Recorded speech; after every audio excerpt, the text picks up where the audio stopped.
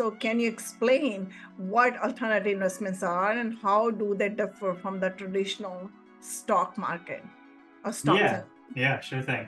So the stock market and stocks and bonds, anyone can sign up an account on, Charles Schwab, Vanguard, any of these companies, Fidelity, and or Robinhood, and start investing immediately. You can buy and sell at a moment's notice, and these are publicly traded companies, or I guess if they're bonds, a whole different um, asset class. Whereas private equity investment opportunities, the one that Vinki and I love and are always, touting, those aren't publicly traded. You cannot just go in to Fidelity or Charles Schwab and invest.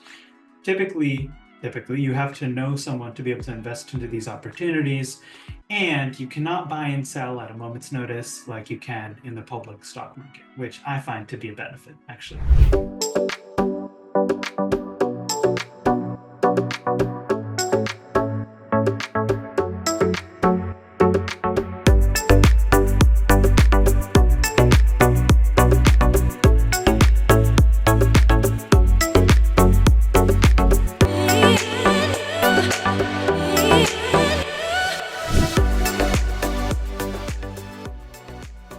this is the Real Estate Vibe Show, and I'm your host, Vinki Loomba.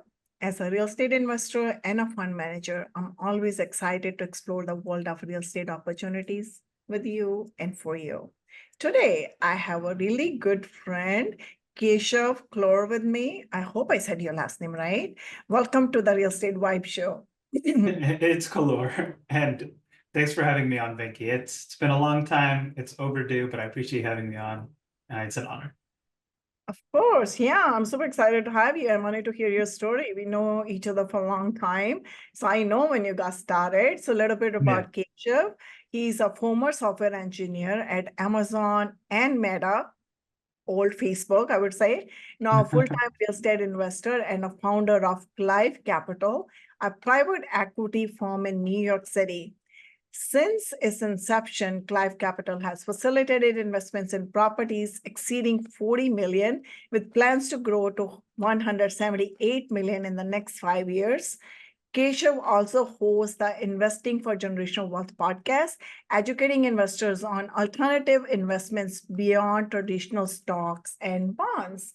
And today's topic is beyond the stock market, diversifying your portfolio with the alternative investments. If you're looking to balance your investment portfolio, consider alternative asset classes like real estate or private equity. These investments often have low correlation with the stock market, providing a buffer against the market volatility and potentially leading to more stable returns. By exploring these options, you can enhance your financial strategy and work towards long-term wealth growth.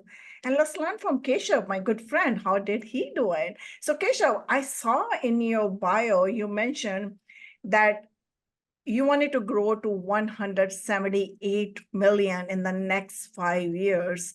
So why this odd number, 178 million? What is the story behind it? Because people will say 200 million, maybe half a billion, just like a Yeah. round figure. Why 178 million? Yeah. So actually, I think that cut sheet that my assistant sent over is a little outdated. I think we're at 8 properties now, over 1,000 apartments under renovation, 500 single-family homes under development. We're expanding into industrial real estate, also private lending and oil and gas. So the current value is probably closer to 170 million. Not saying we own all 170 million. I'll make that clarification up front. And then as far as it growing to 300, I think it's 300 million that we've projected. That's just where we project our exits are going to be. That's not necessarily what we're limiting ourselves to. That's just, hey, the portfolio is worth this much. It's going to grow to this much, and of our current portfolio. As we add on more, our current portfolio is going to be worth more. And then on the exit, the buildings or the assets will also be worth more. So that's kind of where the numbers are coming from. That's It what is a I little thought bit. exactly, that he calculated everything so accurately that giving that accurate number, 178 million, not 200 Yeah. million. and not 150 million, no round figures. I like that. So let's Yeah. start with the bare basics. So we wanted to understand what the alternative investments are. So can you explain what alternative investments are and how do they differ from the traditional stock market or stocks? Yeah. Yeah, sure thing. So the stock market and stocks and bonds, anyone can sign up an account on, Charles Schwab, Vanguard, any of these companies, Fidelity, and or Robinhood, and start investing immediately. You can buy and sell at a moment's notice. And, these are publicly traded companies, or I guess if they're bonds, a whole different asset class. Whereas private equity investment opportunities, the one that Vinki and I love and are always, touting, those aren't publicly traded. You cannot just go in to Fidelity or Charles Schwab and invest.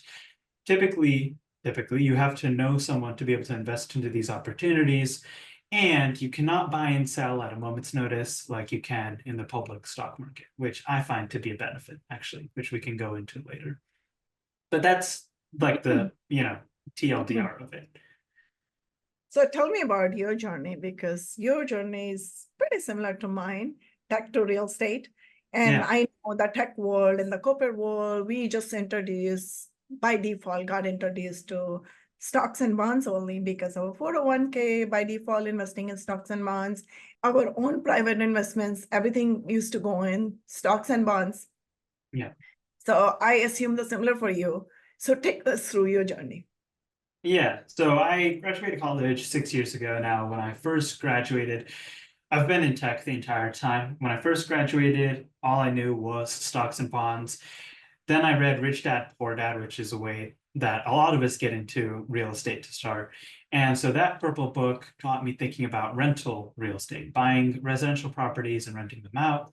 So I actually, 6 months after graduating or so, started studying to get my realtor's license. Got my license on leap day of 2020, February 29th. And then we all remember 2 weeks later, COVID shut the markets down.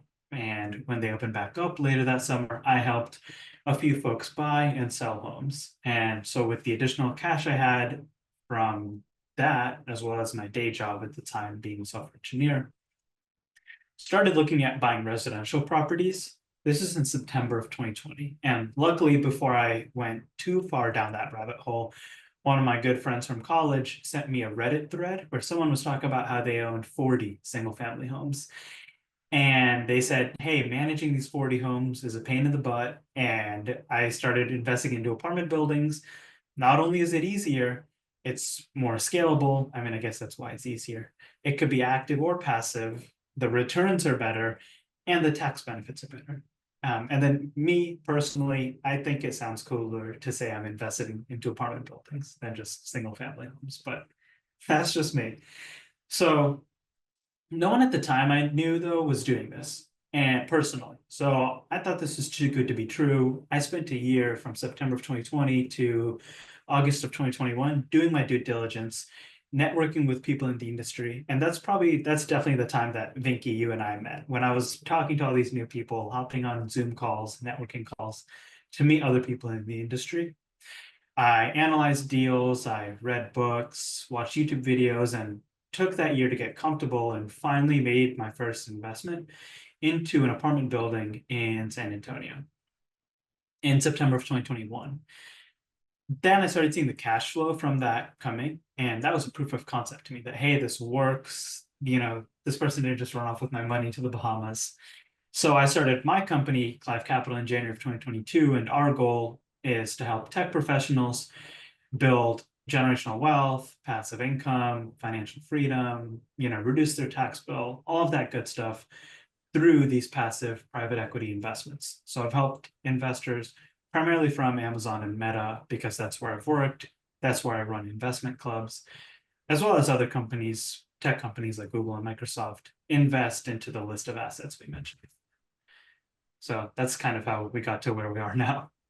That's good. I mean, that's a good story. I mean, that's kind of seamless for you. And then you heard from your friend that he was investing in multifamily and then you wanted to give it a shot. And then now you're like 100% real estate or kind of diversified portfolio between stock market and real estate? I'm almost out of the stock market. I just have retirement funds left in there, and at some point here in the next few years, I think I'll take that out too. Besides that, it's all in syndications. So few multifamily syndications. I'm in a private debt syndication as well, and also oil and gas syndication. So I'm all in on private equity. That's just my personal take. Honestly, I think the stock market is at most one level above the casino, but that's personally just me. I think there are plenty of options out. The only reason I would go back in the stock market is if I was working with a hedge fund that had a track record of doing maybe 25% a year or more consistently. Interesting. So let me ask you a follow-up question. So how Yeah. can incorporating alternative assets enhance portfolio diversification and potentially lead to the more stable returns? Because you move from stock market to alternative asset class, and but you still have some stocks and bonds in your 401k, is that right? Your retirement Yeah. funds, you did not completely move out of there yet. Yeah, not yet. Hopefully here soon enough. But when we look at new investments, we have 6 criteria or 6 lenses from which we evaluate them. And this is, I'm not going to take credit for it. I've put together some of it, but it's also just conversations that I've had with investors over the years. The 6 criteria that we have is appreciation. It's probably the most straightforward one. Cash flow is second. We have tax benefits as third. Fourth is risk. Fifth is liquidity, meaning how long is your capital locked up for in the opportunity. And then 6 is impact investing or charitable investing. And that one's an interesting one that I picked up recently too. The stock market, I would say, I don't know that it's that charitable, unless it's individual companies. There are very minimal tax benefits beyond, maybe qualified dividends that you get and capital gains, which all investments have capital gains, so it's not that big. Cash flow is very minimal. I think 3 to 4% in dividends is what you get, best case, from the minimal research that I've done. And then appreciation, the stock market compounds at 10% per year on average, over the long haul, ups and downs. So the investments that we're looking at outside the stock market, we want to outperform each of these benchmarks. So real estate, for example, on our multifamily deals, we typically look for 15 to 20% IRR, 15 to 20% return, conservatively. And, private debt, it's in that range, maybe a little higher. But the thing with private debt is you're getting paid monthly, right? You may be making 12, 13, 14% every year. You're not just hoping and praying that you appreciate, you're getting that in monthly payments. So that's what sets private debt apart from the stock market for us. I forgot real estate also has its depreciation, which is an amazing tax benefit for real estate investors. And it's also just more stable of an asset class than the stock market is. There's even on our website, clivecap.com/alternative-assets, we have a 2-pager and an ebook that actually show statistically that adding commercial real estate to your portfolio not only increases the returns, but also decreases the risk of your portfolio. Portfolios with commercial real estate show a higher Sharpe's ratio. And Sharpe's ratio is basically quantifying return to risk. So it showed that adding commercial real estate increased returns and decreased risk.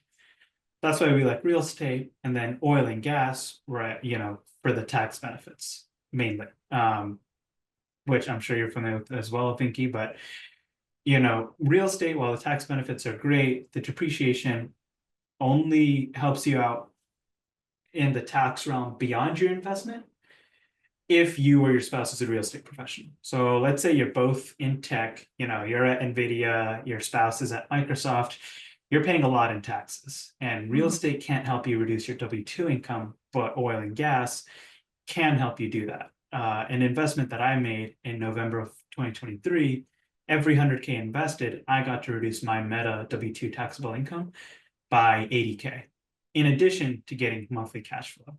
I'm not a CPA though, no advice, just educational purposes. That's true. Yeah. No, thank you for sharing those numbers, but at the same time, I wanted to mention that that's a highly risk profile as well, oil and gas. So you got to do your due diligence before you wanted to get into any kind of these kind of investments. So since you're talking about the risk, let's talk about assessing the risk and returns, So tell me, how should investors know about the risk and return profiles of all these alternative investments you're talking about, like oil and gas or real estate, compared to the traditional assets like stock and bonds? I think that's now mainly people used to feel like this is a safer way of doing it, or maybe some debt fund out there, people wanted to just lend privately, maybe, at 8%, 10% return, like you were telling earlier, or maybe 6% too. I have seen that people are lending.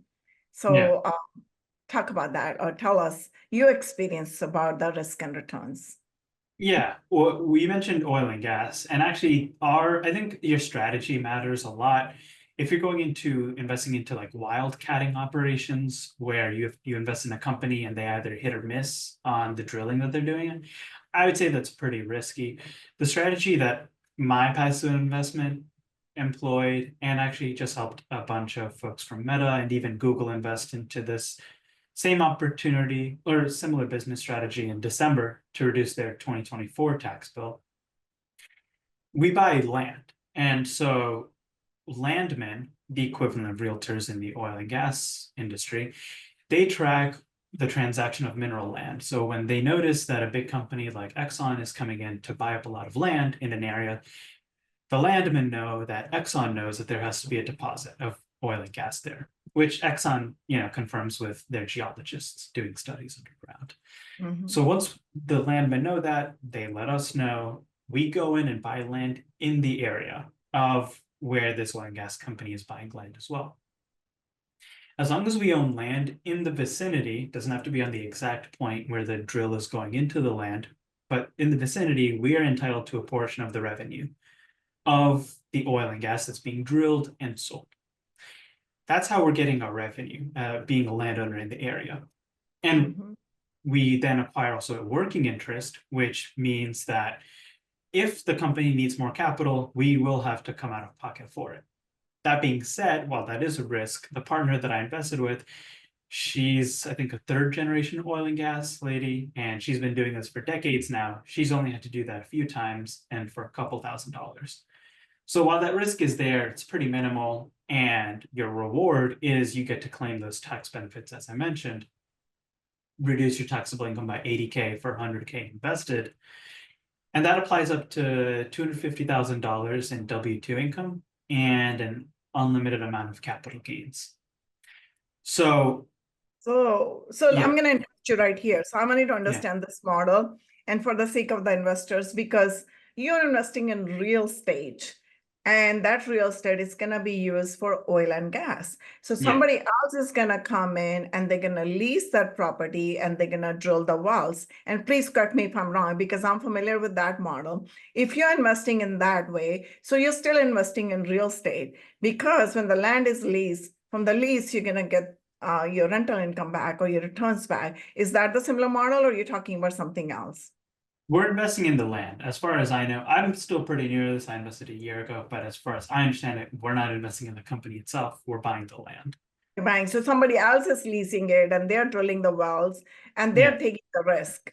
And then you guys are just like getting, when they lease it, from the lease, you're getting your returns back. And that's what you are doing, which is pretty safe. It's safer than the other scenario where the land is leased and they're trying to drill the wells, and then you're investing in the wells. And if the well is dry, you lose money, and it does not happen that it's a wet well all the time. So, which is good. And let's go back to our real estate investments. So you said you're investing mostly in the multifamily, or you're doing some ground up as well? What is the model over there? It's a multifamily. There's ground up build to rent development in there, and then industrial triple net lease as well. Oh, you're in triple net as well? So pretty diversified portfolio, huh? That's pretty awesome. Yeah. So you're partnering with others, or how are you doing it? Or you're doing it everything yourself? No, God, no. Definitely partnering with others on everything but the ground up build to rent development there. I am a partner at the firm, helping out with mostly like underwriting and acquisitions. Everything else is partnering with other experts in the industries, not just real estate, but partnering with someone on oil and gas, partnering with them on private debt, etc. Interesting. So how did you get started with multiple things? Like you said, you started in 2020, right? So it's like 4 years almost. And Yeah. then you were 100% stock and bond guy and got introduced to multifamily by one of your friends, if I recall that story, made the first investment. And how did all the diversification happen? So take us through that journey. That was out of a need, really. Like I saw pitfalls in my own investment portfolio and the need to diversify. Real estate's great, but it's not, it's not the rock star in all six of the criteria that I mentioned, right? Like its tax benefits don't parallel oil and gas's tax benefits. Its liquidity does not parallel some of the private debt options liquidity that we have going on right now. Mhm. So for me, it's always been finding an operator, finding a team that I can trust in each of these industries, obviously verifying them that they are who they say they are, that they're the expert, not only the expert, but that they're easy to work with, that they're honest and hardworking. And then once I verified that, investing my own capital into the opportunities, bringing my investors along as well, and then ramping up as an expert in that area too, even though I didn't start out as one, leaning on the team that I have in place, my partners, and building up my knowledge in that space along the way. Mhm. Interesting. That's good. So since you're talking about liquidity, you touched on that a little bit. Let's talk about that too, because it's very important for a lot of people. Because a lot of people, they don't want to invest or they just wanted to stay on the sideline just because of the liquidity. And they Yeah. just let it set their money in the bank just for the liquidity perspective. But if I think from my perspective, from my experience, think about that, how many times we like really, use that liquidity. It's just like sitting in the bank, collecting maybe 1% or maybe 0% interest, maybe nothing. We're not multiplying that money just sitting there just because I have that if I need it, right? Versus putting in a real estate deal maybe for 5 years or 3 years or whatever, where there is a chances that you can make up to 20% return, annual return, like you were talking about earlier. So what is your perspective in your experience? How does the liquidity of alternative investments typically compare to a traditional mindset? Or I would say our mindset, not even traditional or new, the Yeah. basic mindset. I would say liquidity is definitely generally tend to be lower in private investment opportunities. And that is partly the reason that you get outsized returns, right? You can't have your cake and eat it too. In addition, for giving up liquidity, you are in exchange rewarded with higher returns. That's one of the trade-offs that you inherently have to make. That being said, I mean, depends on personal appetite, like, investment thesis, personal risk appetite, and I mean, the economic environment too. I think right now what I'm seeing is a lot of people are on the sidelines because they think a recession could happen. We are at the heights of a pretty long bull market. There is a new administration in town. They are talking about cutting a lot of government spending. And I think if I remember numbers correctly, 13% of the country is employed by the government. So if that a lot of that gets cut, you are going to have a rise in unemployment, spending power, et cetera. And this is on top of what AI could do to unemployment and jobs. It's also on top of the tariffs that, we'll have to see how those play out. So in times of uncertainty like this, and like with a potential recession up ahead, people do like to keep their cash on hand. Even people like Warren Buffett sold out of his stake in Apple, and I think Berkshire is sitting on a record level of 300 billion in cash. So I can't blame people for liquidity, but people just have to be cognizant that if you want liquidity, you're going to give up on returns. That trade-off's going to happen. That being said, that's why I like to focus on some investments that do have liquidity options. Our private debt opportunities are allowing anywhere between a 90-day sell to a year. So like as little as 90 days, you can get your capital back. And up to a year, right? Like, yeah, let me rephrase that. So private investments that we have, your capital will be locked up for as little as 90 days, as long as a year at most. So I think that's an important option to have for investors. But generally Yeah, speaking, Yeah, like you But the shouldn't 90-day need. time period do not give them anything basically, right? No returns or anything. 90 days is a very short time period. And then, like you said, there's an intrinsic value for everything, you know. It all depends upon the investor appetite, what they wanted to do, or their risk profile, what they wanted to do. Yeah. Accordingly, they decide. But I mean, what is your perspective on the current market? You mentioned few things like recession and Warren Buffett, you know, holding off on the market, people sitting on the sidelines. What are you doing with your experience, whatever knowledge you have gained over the past few years? What is your vision for yourself, for your investments, where you're heading yourself? Yeah, I'm personally not trying to time the market, and I generally don't think it's even worth timing the market until you have enough capital to play with. At Warren Buffett's level, $300 billion, I think then it makes sense to try to time the market, because even a 1% difference in return, a 0.5% return difference in return, that's a sizable amount of money.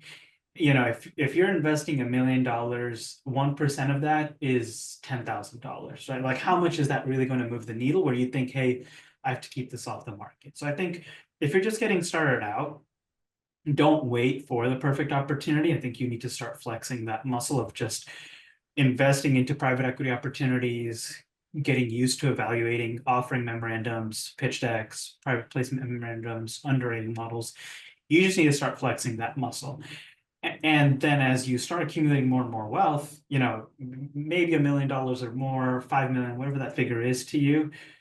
And at that point, you know, you might 2-3% difference in returns might make sense to you. But if you're investing $1 million or less, I personally don't think it makes that much of a difference. And I don't think timing the market helps. Just make sure that whatever you're investing in is recession resistant, and that your investment has risk mitigants in place, the projections are conservative, and you'll be fine. Okay, so as an investor, I'm thinking now, okay, everything sounds so good, you know, I like it. So what are the avenues available for passive investors to access these investment opportunities? For them, it's talking to people like you and me who are putting these investment opportunities together, you know, relying on our experience to, because for me, even when I first got into the industry, you know, Vinki, I had to talk to you to learn more about these investments. I had to talk to other folks in the industry too. So, and you know, business investments is all about who you know, right? Network, network, network. So talk to people who have done this before, who have been successful with this too. I'll caveat it with that. Take advice from people who are where you want to be. Take someone's advice who has maybe 10 syndication investments. Don't take someone's advice who invested once and it failed and now they're never going to do it again. You want to take advice from people who have succeeded in it, who have experience doing it. And at some point, once you've networked with enough people, talked to enough people like Vinki or myself, analyze enough deals, at some point, you might have 70-80% of the information. That's when you have to just make the jump and make your first investment. Because I remember that too. I took a year, like I said, got stuck in analysis paralysis for a bit of that, which I wish I'd moved faster. And at some point, you just have to make that jump, you know, invest money that you're comfortable losing. Not saying that you will lose it, but I think you will just sleep a lot better at night knowing that in the very worst case scenario, even if something happens, it doesn't mean that you and your loved ones are out on the streets. So that's my initial, you know, advice for folks on how they can get started. You know, you said a very good word here. I really liked that word, jump. Jumping is a word that, you know, you just challenging your status quo. And then you're trying to just get out of the box, you know, your limited box, your limitations, or your pattern that you have set pattern over the years, you know, just fall into the same pattern over and over again. And then it's like, okay, this is time to jump out of this pattern or this box and create something new, which you did. And commendable job right there. Kudos to you. So I wanted to ask you this. Once you first started, let's go back 4 or 5 years when we met first time. So what was your strategy? What was going on in your mind? Like what kind of questions you were asking as an investor that gave you that platform or that ability to jump? Yeah, I will say in the beginning is the most difficult for any. I mean, I think as with any new venture, it gets easier as time goes on. So anyone who's interested, just know that it does get easier over time. Because in the beginning, you don't have any network. And if you're the first one to find out about it in your network, like I was, then you're the black sheep for your friends and your family, like I was and am. Like they're going to think you're crazy. You're going to have to do a lot of the work by yourself.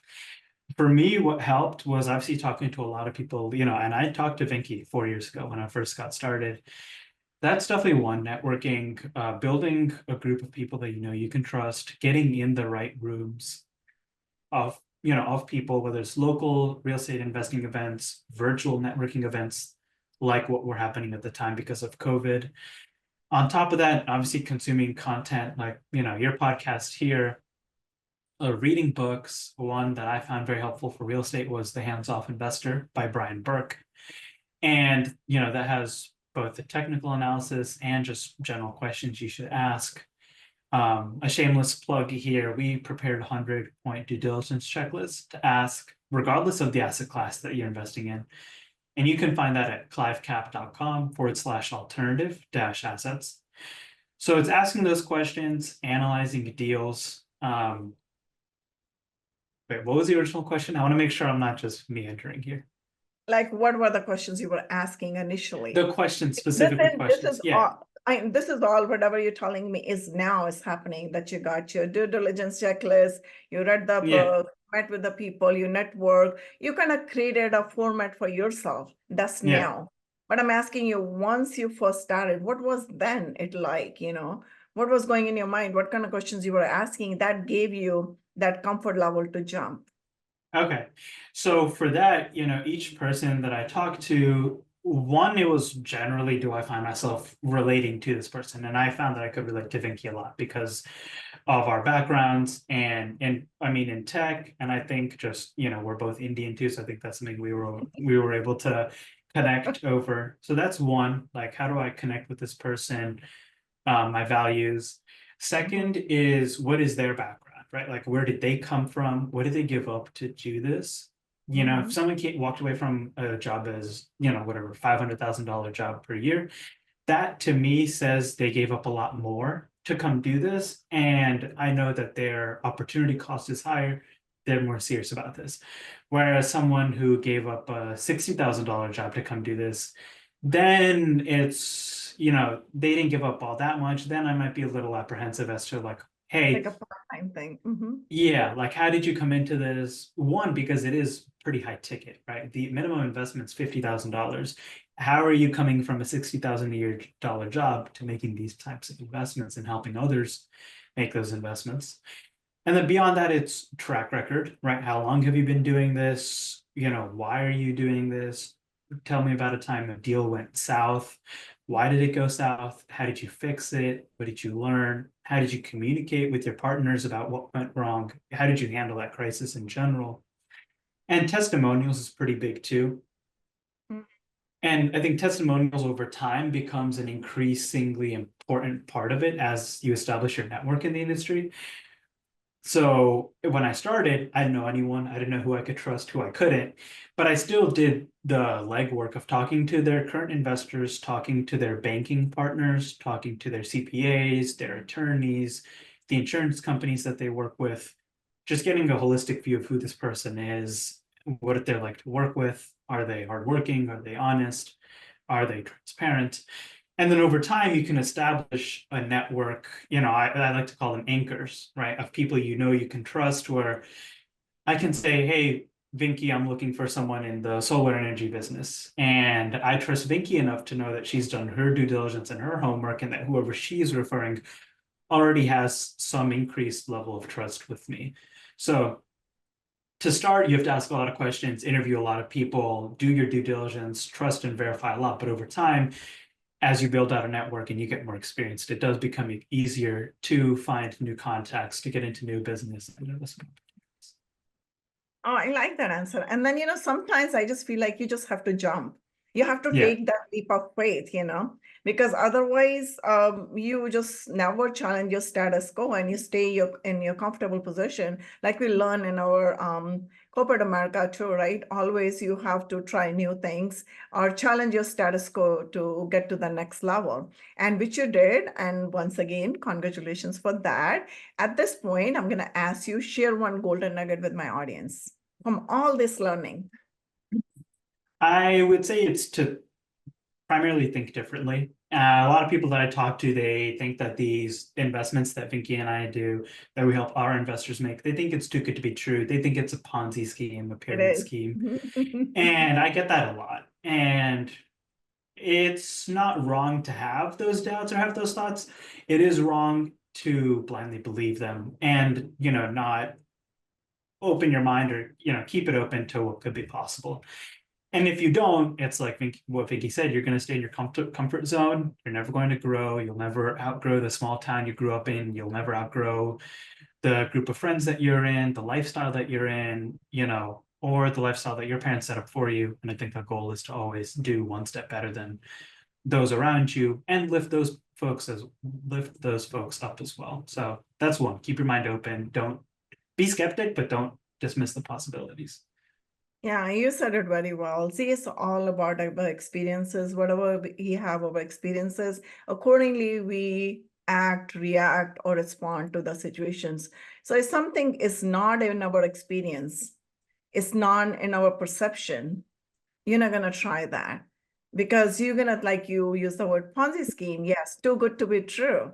And some people think real estate is a get rich overnight scheme. It's not. It's a well-calculated risk that you're taking, but you need to have enough knowledge to do that. And then if you wanted to invest, you need to increase your perception. You have to bring something into your experience to understand that. And unless you understand that, it's not your cup of tea. But this brings us to our rapid fire round. I'm going to ask you 5 questions. You're going to answer it in 1 word or 1 sentence only. Are you ready? Yeah, that was Okay. good. First question is, what is one of the most important thing that you have learned in your life, and how did your life change after learning it? I would say one important. I mean, there's many, but one primarily is speed. How quickly do you move on anything in life, right? Like it's personal life, right? Like, do you take 5 years to date someone before you figure out you're going to marry them, 10 years, or do you do that in 2 or 3 years? Same thing and besides, like, rather than unnecessarily dragging it out. Same thing in business. How quickly can I make an informed decision on investment or a new business opportunity? How quickly can I follow up with people? How quickly can I have my team executing? And I think we are all on this planet for a limited amount of time. For the time being, maybe that changes here. But the quicker you can make decisions, the more experiences you can have. And even if you fail, you at least should fail Right. forward. That's true. You try. Yeah. And I like that. Get married and learn. Yeah, exactly. So share with me one good book that you would like to recommend to my audience, other than Rich Dad Poor Dad, because everybody had read that book. Yeah, for me, that's 0 to 1 that I read most recently by Peter Thiel. It's just how do you set yourself apart. And for me, I'm always on the lookout for new investments. Multifamily is great. It's tried and true. It will be the foundation of our investment thesis. But how can I find new investment opportunities that others haven't tapped into yet, where there's less competition, where we can be the early birds and take advantage? So that book had me reframing, how can I reevaluate how I run my own business, and then 2, reevaluate what kind of investments we're picking. Are these books out there by who? Or you're Oh, looking 0 to 1, like the 0 book. to 1? That's the book. Oh, Okay. yeah, that's by Peter Thiel. PayPal guy, PayPal mafia. Oh, okay. Yeah, I know what you're talking about that now. yeah. Okay, so in 1 word, what does life mean to you? Life. What does life mean? Oh, okay. Oh, this is a good one.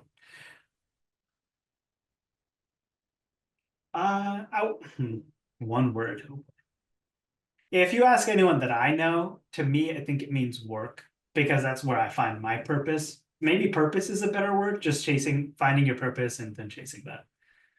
Okay, so what is your biggest passion? I would say it's the work that I do. It's myself making investments that I can see. I've always been fascinated by real estate. And then more importantly, it's also helping other people invest. When my parents were in the stock market, they did really well. And then with the volatility of the stock market, it did wrong by them. Some of the companies that they invested in went belly up. I mean, and then they didn't know better. They were no Warren Buffett at the time, reading through company reports and things like that. I think if they had known about real estate and these syndications, these investments would have done a lot better by them, would have helped them secure much more stable, larger nest egg, and it would have given their life a lot more options too, rather than having to work, until they were the retirement age.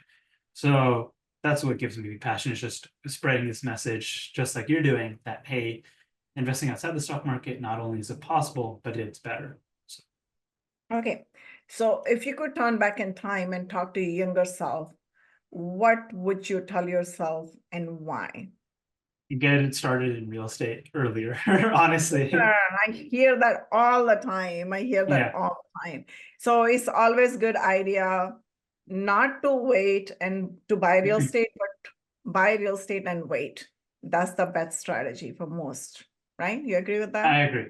I agree. And then again, move quickly too. Don't take a year, even like I did, to make your first investment. It's obviously make sure again that you can sleep well at night, if in the very rare chance you had to lose your investment, but just move quicker when you do stumble upon this amazing gem of alternative investments. So how can people reach out to you, Keshav? There's 3 ways, I would say. One, LinkedIn. Definitely reach out there. Would love to connect and provide and share any knowledge I can. Second is our website, as I mentioned, clivecap.com/alternative-assets. A lot of good educational resources there, including why you should invest outside the stock market. And then lastly, our podcast, just like you have an amazing one here. I don't know that ours quite measures up to yours, but we're getting there. And it's called Investing for Generational Wealth. So definitely give us a listen, leave a review. Yeah. Thanks, Keshav. I really enjoyed our conversation today. Thanks for being on my podcast. Yeah, thank you, Vinki. I'm so glad we made this happen after 4 years, and it's an honor to be here. Yeah, likewise. I really enjoyed it. Thank you, everyone, for tuning in to the Real Estate Vibe Show. Don't forget to subscribe, leave a review, and share this episode with anyone looking to elevate their real estate investing game. Until next time, stay focused, stay inspired, and keep building your real estate vibe. Thanks again.